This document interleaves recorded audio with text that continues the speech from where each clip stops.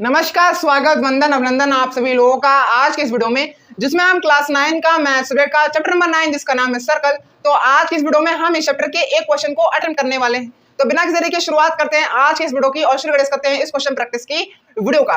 तो आज के इस वीडियो का सबसे पहला क्वेश्चन ये कह रहा है कि if two equal chords of a circle intersect within the circle prove that this segment of one chord are equal to corresponding segment of the other chord. ठीक है, तो ये क्वेश्चन है। इस क्वेश्चन का अर्थ ये है कि एक सर्कल है, उस सर्कल में दो इक्वल कॉर्ड्स हैं और वो दोनों इक्वल कॉर्ड्स एक दूसरे को इंटरसेक्ट कर रहे हैं पी पॉइंट पर। तो हमें ये क्वेश्चन ये प्रूफ करने को कह रहा है, ये शो करने को कह रहा है कि इनके जो करस्पॉन्डिंग सेगमेंट हैं वो आपस में इक्वल हैं।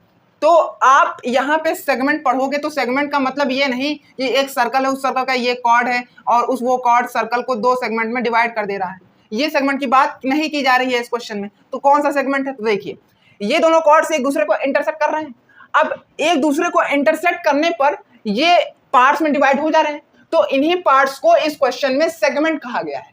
जैसा कि ए बी कॉर्ड इंटरसेक्ट हो रहा है सी डी कॉर्ड से, तो हम ये कह सकते हैं ए बी कॉर्ड दो पार्ट्स में डिवाइड हो रहा है, पहला पार्ट ए पी, दूसरा पार्ट पी बी। इन्हीं पार्ट्स को इस क्वेश्चन में क्या कहा गया है? सेगमेंट कहा गया है। ठीक है।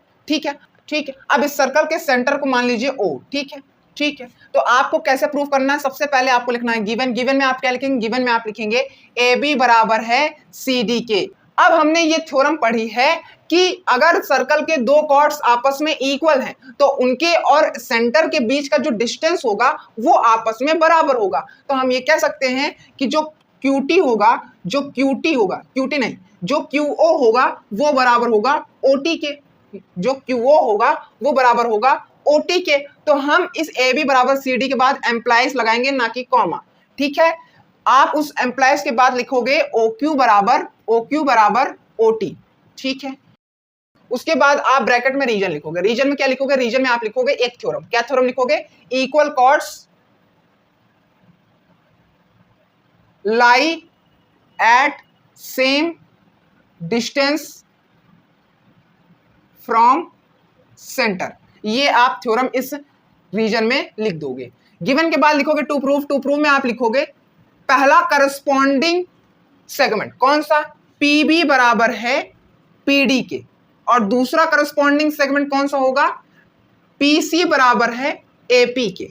ठीक है, या आप ऐसे लिख दो कि एपी बराबर है पीसी के बाद बराबर है। ठीक है, टू प्रूफ के बाद आप लिखोगे क्या? टू प्रूफ के बाद आप लिखोगे कंस्ट्रक्शन में आप क्या लिखोगे? कंस्ट्रक्शन में आप लिखोगे ज्वाइन ओपी। ठीक है, कंस्ट्रक्शन के बाद आप लिखोगे प्रूफ में आप क्या लिखोगे? प्रूफ में आप लिखोगे इन ट्रायंगल। अब आप इन्हीं दो ट्रायंगल्स को कॉन्ग्रुएंट प्रूफ करोगे जो कि ओपी को ज्वाइन करने से बना है। ठीक है, तो आप लिखोगे in triangle PQO and triangle PTO। सबसे पहली चीज आप ये इक्वल शो करोगे कि अच्छा ये दोनों परपेंडिकुलर होंगे ना कॉर्ड्स के ना, तो पहली चीज आप ये इक्वल शो करोगे कि angle PQO is equal to angle PTO। कैसे? Both are 90 degree. दूसरी चीज क्या इक्वल शो करोगे? दूसरी चीज आप ये इक्वल शो करोगे कि OQ बराबर OT। ये कैसे भैया? ये तो गिवन में ही था। तीसरी चीज क्या इक्वल शो करोगे? OP बराबर OP। ये कैसे? Common in both triangles. ठीक है, अब आपने तीन चीज इक्वल शो कर दी, तो आप ये लिख सकते हो कि by RHS congruency rule triangle PQO is congruent to triangle PTO। ठीक है, अब फिर उसके आगे लिख सकते हो कि देयरफॉर बाय CPCT PT बराबर, या आप ऐसे लिखो कि PQ बराबर PT। ठीक है, अब PQ बराबर PT ये प्रूफ हो चुका है। इसे आप मान लो इक्वेशन नंबर 1। ठीक है, अब आप इतना लिख लो, फिर उसके आगे और बढ़ते हैं हम इस क्वेश्चन में। अब आप उसके आगे क्या लिखोगे? अब आप उसके आगे ये लिखोगे कि since AB is equal to CD, therefore अगर दो चीज इक्वल है आपस में तो उनका हाफ भी इक्वल होगा। तो therefore half of AB will be equal to half of CD ना। अब हमने ये थ्योरम पढ़ा है कि अगर हम किसी लाइन को सर्कल के सेंटर के थ्रू बनाएंगे और वो जाकर के कॉर्ड के परपेंडिकुलर हो जा रही है, तो हम ये बोल सकते हैं कि वो लाइन कॉर्ड को बाइसेक्ट कर देगी, यानी दो इक्वल पार्ट्स में डिवाइड कर देगी। तो बिल्कुल उसी तरीके से OQ परपेंडिकुलर है AB कॉर्ड के और OT परपेंडिकुलर है CD कॉर्ड के, तो हम ये कह सकते हैं कि AQ बराबर QB और TC बराबर TD।